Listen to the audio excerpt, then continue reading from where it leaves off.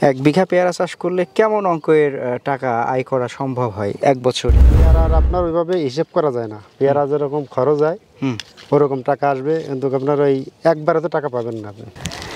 Vitamin C সমৃদ্ধ একটি পুষ্টিকর ফল হচ্ছে এই পেয়ারা। এই তীব্র গরমে যখন আপনার একেবারে শরীর ঘেমে একাকার, তখন এই একটু ঠান্ডা বাতাসে বসে যদি আপনি একটা আম কিংবা একটা পেয়ারা কেটে খান, একটু লবণ মেখে নেবেন, তো ব্যাপারটা তখন মনে হবে যে একেবারে দেহে পুরো প্রশান্তি এসে যাবে।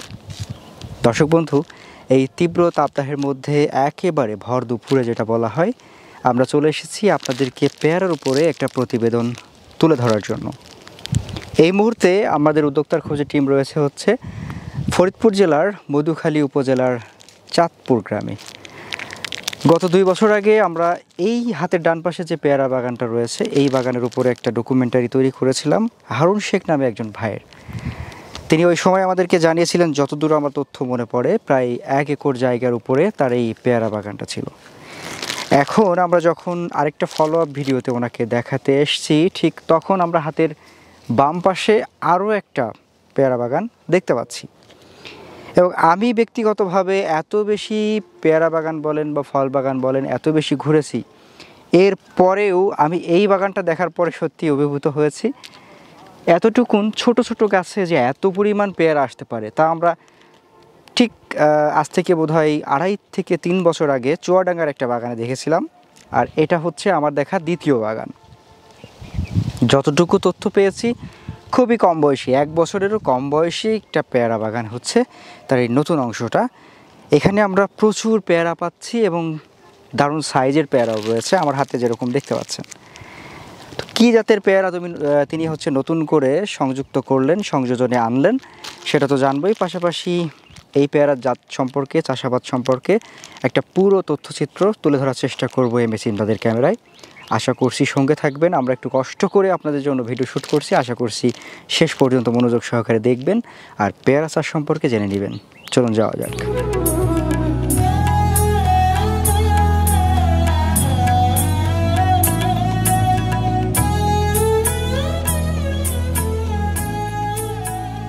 আসসালামু আলাইকুম হারুন ভাই। আসসালাম। কেমন আছেন হারুন ভাই? আলহামদুলিল্লাহ ভাই। এই ভর দুপুরে আপনার প্রজেক্টে চলে আসলাম। এই সেই পেয়ারা বাগানটা বোধহয়, তাই না, যে কথা বলেছিলাম 2 বছর আগে? 2 বছর আগে। আচ্ছা, তখন আমরা দেখেছিলাম প্রায় 1 একরের বেশি জায়গা জুড়ে মোটামুটি ছিল। আচ্ছা, ওটাও আছে এখন। আচ্ছা, এই যে নতুন অংশটুকু, এটা কতটুকু করলেন? এটা 2 বিঘা মতো। 2 বিঘা মতো। আমরা এখানে দেখতে পাচ্ছি ছোট ছোট গাছে প্রচুর মুকুল আছে, তারপর পেয়ারা রয়েছে ভালো ভালো ম্যাচিউর সাইজের। কি জাত আপনার এটা? এটা গোল্ডেন 8 পেয়ারা। গোল্ডেন 8 পেয়ারা। আচ্ছা, আমরা একটু হাঁটি কথা বলি। হ্যাঁ, আচ্ছা। আপনার গোল্ডেন 8 পেয়ারার এটার ধরন তো মাশাআল্লাহ অনেক সুন্দর। হ্যাঁ, এটার ফলন খুব ভালো। ফলন খুবই সুন্দর। এখানে আমরা দেখতে পাচ্ছি দারুণ ফল আসছে। পিপি করছে না? জি, পিপি চলছে করা। আচ্ছা, পিপি করা চলছে। তো এই পেয়ারা গাছের বয়স কতদিন হলো? এটার বয়স হলো কেবল 7 মাস। 7 মাস। আচ্ছা, এইদিকে আসি আমরা দর্শকদের পেয়ারা দেখাই। ছোট ছোট এই যে এতটুকুন গাছে খাওয়ার উপযোগী পেয়ারা চলে আসছে। এই যে আমরা যদি সব প্যাকেট পরানো, আপনার সব ভালো হবে প্যাকেট পরানো এখানে। আচ্ছা, এইদিকে আসি, এই গাছটা দেখাই। যদিও আমি আসলে বুঝতেছি যে এত পরিমাণ পিপি করা, যে কোনটা খাওয়ার উপযোগী কোনটা উপযোগী না, এইগুলো বুঝতে গেলেই অবস্থা খারাপ। আচ্ছা, এই যে এইদিকে আমরা যদি এই পেয়ারা দেখাই, হ্যাঁ, ওটা খাওয়ার উপযোগী হয়ে গেছে। তো মাশাআল্লাহ দারুণ আসছে। আচ্ছা, এই গাছ তো এখানে আপনি কতটুকু দূরত্ব রাখছেন গাছ থেকে? 6 feet by 6 feet by 6 feet. 6 feet. আচ্ছা, গাছের বয়স বললেন 7 মাস। 7 মাস মতো। আচ্ছা, এখন হচ্ছে আপনার গাছ প্রতি হারভেস্ট করার উপযোগী কত কেজি করে বা কত পিস করে পাওয়া যাচ্ছে? এই যে আপনার যেগুলো পলি পরানো আছে, এই গাছে ধরেন 7 কেজি 8 কেজি করে ফল এসে যাবে। 7 কেজি 8 কেজি করে। আর ম্যাক্সিমাম গাছগুলোতেই এখনই আমরা তো চাইলে 2 3টা 4টা করে হারভেস্ট উপযোগী পাচ্ছি। আচ্ছা, পেয়ারা চাষাবাদ সম্পর্কে একটু বলেন তো। পেয়ারা চাষটাকে আপনি কেমন দেখেন? পেয়ারা চাষ তো অনেক ভালো চাষ, কিন্তু এতে শ্রম দেওয়া লাগবে একটু বেশি। সেটা কীরকম? এটা যে আপনার লগে ডাল কাটতে হবে, পুলিং করতে হয়, আচ্ছা, প্যাকেট পরানো লাগে, স্প্রে লাগে, সেচটা বেশি লাগবে একটু। আচ্ছা আচ্ছা, এই মানে একটু পরিশ্রম করতে হবে তাহলে ভালো ফল ভালো পাওয়া যায়। ফলন পাওয়া যায়। 1 বিঘা পেয়ারা চাষ করলে কেমন অঙ্কের টাকা আয় করা সম্ভব হয় এক বছরে? পেয়ারার আপনার ওইভাবে হিসেব করা যায় না, পেয়ারা যেরকম খরচ হয় হুম, ওরকম টাকা আসবে, কিন্তু আপনার ওই একবারে তো টাকা পাবেন না আপনি। সেটা কীরকম?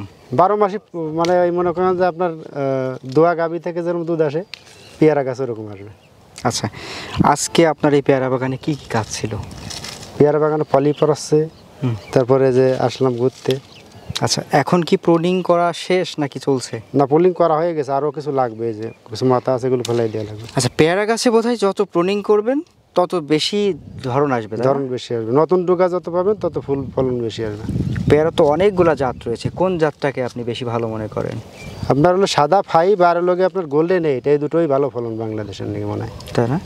এটা কি বাংলাদেশের সব জায়গাতে হবে কিনা বা কি? সব মাটিতে হবে পেয়ারা, পেয়ারা কোনো সমস্যা নেই। সাতক্ষীরা অঞ্চল বা যা এটা একটু বাগেরহাট সাতক্ষীরা যে লবণাক্ত এলাকা, সেখানে কি সম্ভব পেয়ারা? ওখানেও যে জমিতে আপনার পানি না ঢোকে ওইগুলো লাগানো ভালো হয়।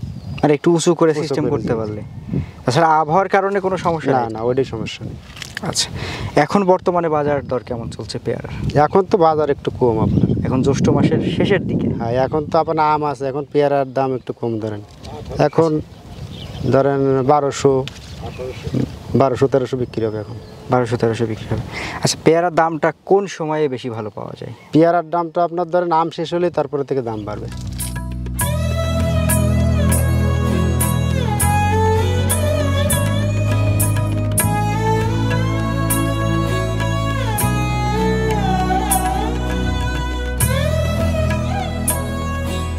এই যে পেয়ারাগুলো রাখছেন, এগুলা কখন বিক্রি হবে? এই যে পেয়ারাগুলো, এটা ধরেন শ্রাবণ মাস ভাদ্র মাসে আসবে, এগুলো একের পর এক থাকবে আপনার। এটা ধরেন শ্রাবণ মাসে বিক্রি হবে এগুলো পলিপরানোরা, তারপরে ভাদ্র মাসে আশ্বিন মাসের দিকে এগুলো আসবে। আবার নতুন করে মুকুল আসতেছে এর ভিতর দিয়ে। এখন কি আসলে বাজার দর মানে সামনে কি ভালো পাওয়া যাবে কিনা, কি মনে করেন? সামনে ভালো পাওয়া যাবে, আমের পরে আপনার পেয়ারার দাম বেড়ে যাবে। আচ্ছা, আপনার পেয়ারা ক্ষেতের মধ্যে আমরা দেখছি আম দিয়েছেন, এটা কি আম দিয়েছেন? এটা আছে আপনার অনেক জাতের আম আছে এখানে, তাই? বাড়িফোর, বেনানা, গোরমতি, চিয়াংমাই, চাকাপাত, আচ্ছা, নামডকমাই, মানে দেশি বিদেশি সব সব ধরনের ধরনের জাতি আছে এর ভিতরে। পেয়ারার মধ্যে কি আম করা যায়? পেয়ারা তো আপনার 5 বছর পর্যন্ত রাখবো, তারপরে আম থাকবে। ও আচ্ছা, তার মানে আপনার মূল চাষ হবে এখানে হচ্ছে আম, আম তার মধ্যে পেয়ারা করে নিচ্ছে। পেয়ারা করে নিচ্ছে, জি। এই যে 4-5 বছরের পেয়ারাটা করে নেবেন, 4-5 বছরে আপনার কত টাকা এখান থেকে আসতে পারে আনুমানিক? আপনার এখান থেকে মেলা টাকা আসবে, জমি ভাড়া তো উঠবেই, তারপরে যত খরচ আছে ওইগুলো উঠে যাবে, আর লাভ থাকবে পেয়ারা দিয়ে। বছরে কি 4-5 লাখ টাকা ধরতে পারি? হ্যাঁ, তাহলে 1 বিঘা বা 2 না, বিঘা? 1 আপনার তো বিঘা 2 বিঘা, পেয়ারায় ধরেন 3 লাখ টাকা মতন আসবে। তাহলে আপনার তো এখানে 2 বিঘা রয়েছে, তো 6 লাখ টাকা আসবে বছরে। বছরে 6 লাখ। তার মানে আমরা 5 বছর বা 4 বছরে যদি হিসাব করি, 4 বছর যদি আমরা আমের বাগানের মধ্যে পেয়ারা করে নিই, তাও 20-22 লাখ বা 24 লাখ এরকম একটা আসবে। এখন তো ফলের দাম কমছে না, ফলের দাম বাড়ছে সামনে। আচ্ছা, এরপরে যখন আপনার আম চলে আসলো, মানে আপনার আম ভালোভাবে আসতে আসতে এইদিকে কিন্তু একটা ভালো গোছানো ভালো হয়ে গেল, গোছানো হয়ে তাই না? গেল, জি। আচ্ছা, এই আম গাছগুলোর বয়স কতদিন হলো? একটু আসেন, এদিকে আসেন। আম গাছগুলোর বয়স 1 বছর হয়েছে, আমটা আগে লাগানো ছিল। 1 বছর হয়েছে। জি।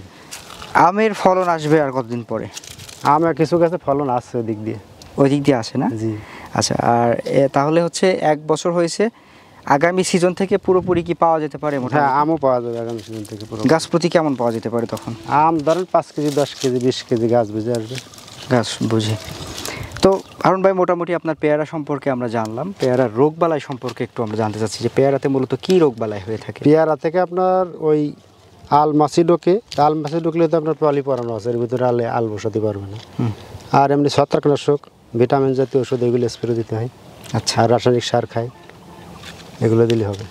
পেয়ারাতে বোধহয় একটু পরিচর্যাটা বেশি, বেশি লাগবে, একটু খরচও বেশি, খরচও বেশি, ফলনও বেশি, সব দিকই ভালো। সব দিকেই ভালো, মানে যেটা আপনার খাবে যেরকম বেশি খাবে, দিবে সেরকম দেবো বেশি। আচ্ছা আচ্ছা। তো সর্বশেষ তাহলে আমাদেরকে আপনি কি বলবেন আপনার এই পেয়ারা চাষ নিয়ে? দর্শক ভাইরা যারা দেখছেন আর কি, সকলের উদ্দেশ্যে আপনার কি মানে অভিমত থাকে? যাদের আপনার মানে বাগান করার ইচ্ছুক, তারা আসুক, এসে ভিজিট করুক, দেখে যদি পছন্দ হয় তারপরে করুক। আচ্ছা, হ্যাঁ, দর্শকদের আমি একটা কথা বলতে চাইবো যে যারা পরিশ্রম করতে পারেন, মূলত যারা ধান, পাট বা আলু এ জাতীয় বা আমাদের সরিষা বলেন রবি শস্য যেগুলা, এগুলো যারা চাষে অভ্যস্ত তারাই হচ্ছে পেয়ারা চাষ করবেন। কিন্তু আপনি যদি শখের বশে শৌখিন কৃষক হয়ে থাকেন তাহলে আপনার জন্য পেয়ারা নয়, না, কারণ অবশ্যই পেয়ারাতে না, পেয়ারার পরিশ্রম আছে, লাগবে। পরিচর্যা আছে। এগুলো বুঝতে হবে না, হ্যাঁ, এগুলো এগুলো বুঝতে হবে। এগুলো আপনি লস খেলেন।